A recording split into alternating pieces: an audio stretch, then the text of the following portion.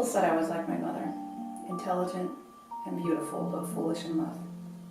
When my mother was born, she was the precious princess that everyone wanted. But she was betrothed to James of Scotland to cement the alliance between the two countries. James was brave, intelligent, and handsome. Although King James was 16 years older than her, their marriage seemed to be quite happy. They had 4 sons and 2 daughters who were stillborn in just 7 years. Although only my brother James survived when the king died after battle in 1513. My mother was totally against that fight between her husband and her brother, but there was nothing she could have done. Despite her being the sister of the enemy king, her husband picked her as the regent of Scotland. It must be difficult for my mother to have to deal with the political situation in Scotland, all while trying to raise her 2 infant sons and as a widow. But she managed to conclude peace with England in 1514, and she managed to reconcile the contending pro-France party, leaving John Stuart, the Duke of Albany, and the pro-English party. But she needed friends and political allies. She thought that she had found both of those in my father. Archibald Douglas VI was the Earl of Argus. He was powerful and he was charming. You can't blame my mother for falling for him. He was quite a catch, and quickly they married. However, my mother lost her position as regent and custody of her 2 young sons, because the late king's will specifically named her as regent only until she remarries. The Duke of Albany took over custody of my 2 brothers and forced my mother, who was pregnant with me at the time, to retreat to Edinburgh Castle. Fearing for my mother and my 2 brothers' safety, my uncle Henry VIII urged my mother to flee. She took the advice and fled to England. I was born right after, and she crossed the border and arrived in Harbottle Castle. 2 months after I was born, my brother, Alexander, the Duke of Ross, died. My uncle blamed my mother for leaving the 2 infant sons behind. A year after I was born, my mother went back to Scotland. But soon she found that her husband was quite happy without her. Actually, he'd been busy spending her money on his mistresses. So my mother was so angry, she wrote to my uncle for help. But my uncle, Henry VIII, was not supportive. So my mother sought help from the Duke of Albany, the most powerful man in Scotland at the time. She wanted a divorce so badly, she wasn't thinking of what would happen to me. Actually, I think my mother cared only about my brother, King James. Of course he was the king and I'm really nobody. But I was close to my father. The fight between my parents went nuclear in the 16th century. My mother would ally with my father's political enemies to intimidate my father. And then my father would spread rumors about our love affairs in an attempt to destroy her. Amazingly, my uncle Henry VIII was always on the side of my father, condemning his sister. During this power struggle, my mother made several calculated moves to regain her power. After allied with Duke of Albany, she teamed up with the Earl of Arran. She removed him from power by declaring her 12-year-old son ready to rule. However, she made a miscalculation when she allied with Henry Stuart, a terrible man who was 6 years her junior. He only wanted her money and power so he could spend it on other women. It was so much drama. Soon my uncle, Henry VIII, decided to solve his sister's marital problem by sending her husband back to her. When she refused to allow his entry, she ordered cannons fired at him. She became the first lady charged with attempting to murder her husband with cannons. The cannon didn't kill my father. Actually, firing the cannon backfired at my mother, and she soon had to accept him into the Regency Council. My father then took custody of the young king and put him under house arrest. For the next 3 years, my father controlled the king, which made the king hated by all the Douglas, including me. He also developed hatred for his uncle, Henry VIII, as he was the power behind my father. In June of 1528, King James finally got the help he needed to get rid of my father. My father sent me to England for my safety that same year. My mother got her divorce. It was granted by the Pope. She wasted no time and married Henry Stuart, Lord Methven. My mother soon found her third husband to be a rare find, a husband worse than the second one. But she had to settle with him because she couldn't get a second divorce. When my father lost control of the king, she sent me to England. I lived at Norham Castle in 1528. My godfather, Cardinal Wolsey, he took care of me. And upon his death 2 years later, I moved to stay with my cousin Mary at the Royal Palace in Boulogne. My uncle was kind to me and very close to my cousin Mary Tudor, later known as Bloody Mary. We were very close, and I was the one to comfort her when her parents' marriage fell apart. Believe me, I know how hard that is for a teenage girl. But I can't grieve with her. I live under the generosity of my uncle, so I became lady-in-waiting to his new queen, Anne Boleyn. Queen was kind, and her uncle, Thomas Howard, was charming. When the encouragement of the queen and acknowledgement of the king, that's how I found my soulmate. We were secretly engaged in late 1535. However, when Uncle Henry turned against Queen Anne in 1536, he turned against me also. He forgot the silent blessing he once gave me. Me and Thomas, actually, because the both of us were in the Tower of London. The last time we saw each other, we vowed to love each other forever. When Parliament condemned Thomas to death for breaking the Act of Attainder, I realized I had to leave him in order to save him. I vowed that I would never see him again. As a result, I was released on October 29th, 1537, and then Thomas died October 31st, 1537. Did I forget Thomas? Of course not. How could I? I thought I would never love again. But when I met Charles Howard in 1540, I thought I was given another chance for happiness. He was just like late Uncle Thomas.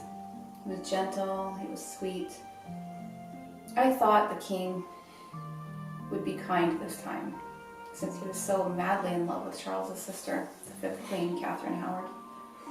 But the king put me back to the Tower of London. My mom tried to save me by asking King Henry to send me to her, but the king ignored the request, and my mother ended up dying the next year. The king released me after he felt I'd learned my lesson. And I did.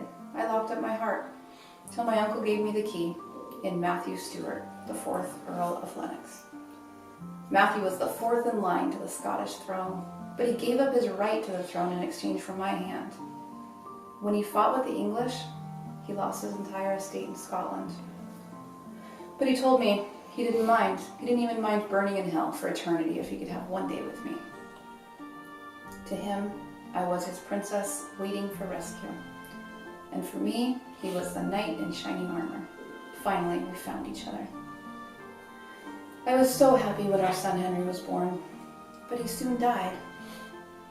Then in 1545, I had a second son.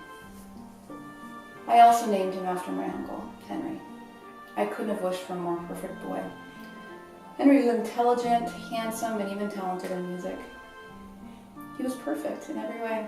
I knew Henry wanted brothers and sisters, but every pregnancy ended up in a disaster.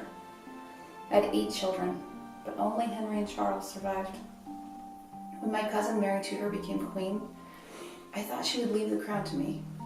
And I'm not only her closest friend, we actually share the same beliefs. She was a defender of my old faith. And I not only had the best right to the throne, but I had the 2 healthy, smart, intelligent sons, and they both had royal blood. However, seeing what happened to her cousin, Jane Grey, Queen Mary decided to leave the crown to her half-sister Elizabeth to protect us. Elizabeth hated me. She put us under house arrest when I did absolutely nothing wrong. I know England is no longer safe, so that's why I started planning our next move to Scotland. Matthew lost all of his estate and title when he took sides with the English when they invaded Scotland. But things have changed, and I was sure that Queen Mary of Scots couldn't refuse granting favor on her cousin's wedding day. So I sent my 14-year-old Henry to congratulate the Queen's wedding and asked for her to restore our title and our estate. The Queen promised to help when she could, and she even gave Henry a 1,000 gold crown. Although I never liked my brother James, I know the family tie with the Queen is the most important political asset. So when the opportunity knocked, Queen Mary, and after her first husband, King Francis, died, I immediately proposed for her to marry my son Henry, which is, of course, she refused. But she can't stay in France forever as the Queen, so she went back to Scotland in 1561. And as a Catholic queen in a Protestant country, she really needed allies and support. She knew Scottish nobles would treat her like a real queen if she was named the heir to the English throne. So she sent William Maitland as the ambassador to England, hoping to convince Queen Elizabeth to name her as the heir. Queen Elizabeth told Queen Mary that she would consider it if Queen Mary agreed to marry one of the 3 English noblemen that she chose. The choices were the Duke of Norfolk, Thomas Howard, and my son, Henry Stuart, or Robert Dudley, the Queen's master of horses. Queen Mary was humiliated when Robert's name was even mentioned, but she was willing to consider my Henry. Elizabeth immediately withdrew the Duke of Norfolk and my Henry, and left only Robert Dudley on the table. Knowing the door to get the crown of Scotland was closing quickly, I put an impossible plan to work. With the approval of the Scottish Parliament, Queen Mary restored our name and our estate. Queen asked me, my son Charles, and Henry to stay in England, obviously as hostages. But I convinced Queen Elizabeth needed Henry's help, and the Queen hesitantly gave Henry 3 months in Scotland. Henry packed my best jewelry to buy support in Scotland. As planned, my big diamond won the support of the Lord of Moray. He was my nephew. My offer to acknowledge my cousin as Earl of Angus got their endorsement on Henry. And in 3 months, Henry won praises for everyone and grabbed the heart of the Queen. However, the Queen decided to give her hand to Robert Dudley so that she could be named as England's heir apparent. Poor Queen Mary didn't know, but Queen Elizabeth, she couldn't fool me. She never intended to name Mary as her heir. She used Mary only to test her boyfriend, Robert Dudley, to see if he would accept the crown of Scotland with the young, beautiful Queen instead of staying loyal to her. Robert did not take the bait. Queen Mary did. And when Robert Dudley refused to marry Queen Mary, she was humiliated. So Queen Mary agreed to marry Henry. Queen Elizabeth was shocked and furious and put me into the Tower of London. Oh, the Tower of London, the place I first lost my freedom and my first love 30 years ago. The place where my uncle chopped the heads off of 2 of his queens, but I'm not afraid this time. He fulfilled our dynastic dream, and I have no regret, even if I lose my life in the darkest corner of this tower. However, Matthew and Henry were like 2 lost kids. I planned every move for them to get the crown, but I left no instruction on what to do after. And with me in the tower, they didn't know what to do. People said Henry behaved badly, and Matthew was immature like a child. I hope all these people can be charged with treason. It was their duty to serve the king. They let him down, and it was all their fault. I hope Queen Elizabeth would one day release me when she realized it was not my fault. And during the wait, good and bad news came through. Queen Mary got pregnant, and a few months later, my grandson was born. Henry got crazy and killed the Queen's secretary, and then changed sides and tried to escape with the Queen. But no one can prepare me for what happened next. A news that came to me in February of 1567. The Queen released me with the news that both Matthew and Henry were assassinated. The words were like knives and I went crazy. I cried, I screamed. I just wanted to kill everyone because they had all left me down. If not for Charles, I would have killed myself. And then I learned that Matthew was unharmed, so only my Henry died. Then my strength came back. I couldn't die. I had to find Henry's killer and avenge it. Matthew and Charles needed me. After Henry's death, a long list of suspects appeared. If it were up to me, I would have just killed them all. Matthew thought Bothwell did it. He was in charge of Edinburgh's security, and Henry was under his watch. A trial was held, and he was found not guilty. But then he married Queen Mary. That slut. How could she lay in the arms of another man after her murdered husband was in his cold grave? Matthew and I begged Queen Elizabeth to execute her for killing my son. We cried so hard that Queen Elizabeth had guards pulled out when we refused to leave. Then the Protestant lords turned against Queen Mary, forcing Bothwell into exile, and they held the Queen in the Lochleven Castle. She was forced to abdicate the crown to my grandson James. When she miscarried by Bothwell, everyone thought she would soon die, but she escaped. She fought with 6,000 men, but she lost. She fled to England seeking help from Queen Elizabeth. Help? There was no help. She was held for 18 years before Queen Elizabeth cut her head off. As for us, Matthew was a broken man. Oh, Margie, can you forgive me? I couldn't protect Henry, and now he's dead. I am so sorry. Will you please forgive me? Matthew, I can't forgive myself. I sent him to his death. I have failed you, and I have failed him. Don't say that. We still have Charles. We must get revenge. Yes, we must get revenge. When we finally saw each other again, he cried like a baby. I didn't blame him for Henry's death. He was lost without me, and he didn't know what to do to protect our son. Then Matthew accepted the dangerous job as regent for Scotland. When he took over from Lord Moray, he was assassinated in 1570. Of course Matthew took that job. It was the job he wanted his entire life. In all of it, Matthew had one dream.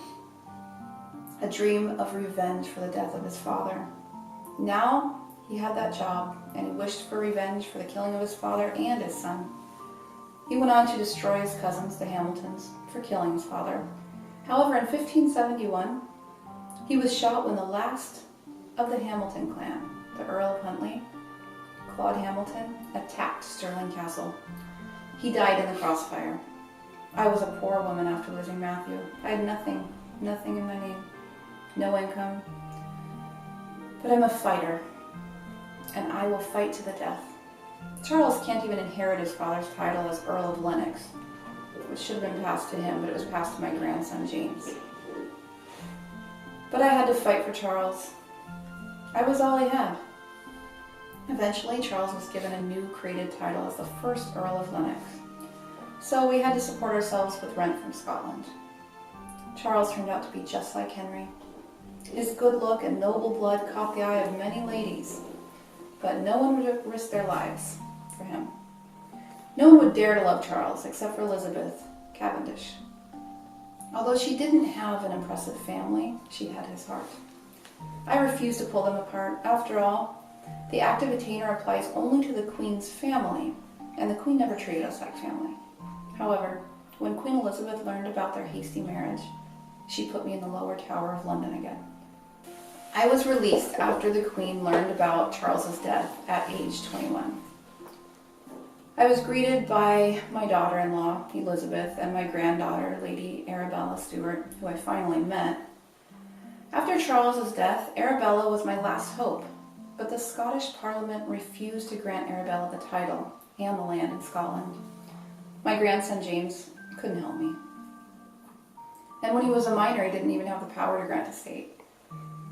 So I died when Arabella was only 3, and my servant took all the jewelry I left for her and fled to Scotland. Then Arabella lost her mother at 6. She was raised by her maternal grandmother, Bess of Hardwick. My Arabella was such an intelligent girl. She learned Latin, Greek, French, Italian, and Spanish. She even studied philosophy and was an accomplished musician. So you're Arabella. Yes, Your Majesty. Glad to have finally met you.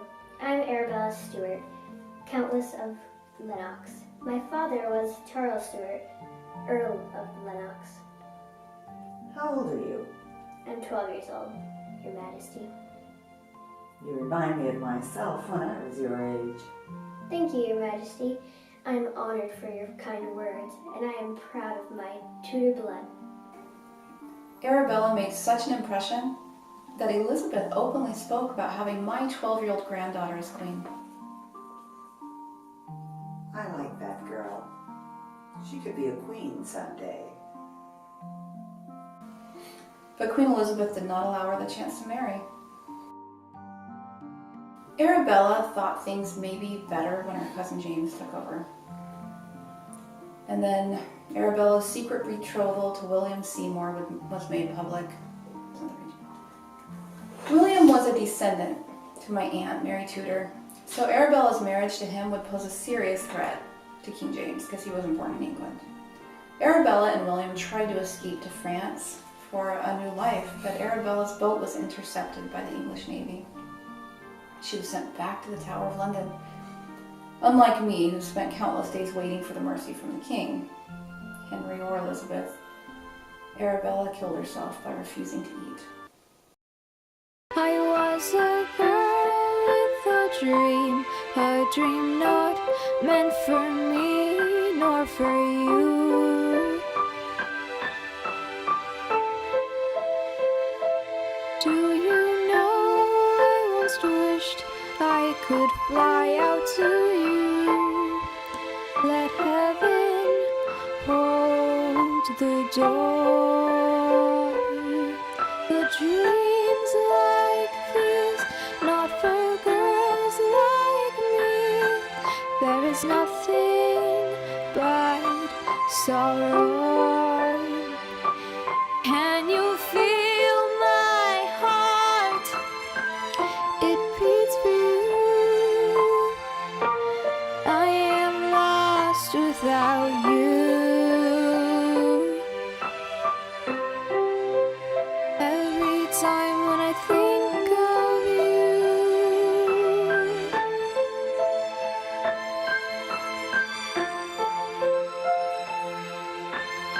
the love cut too short.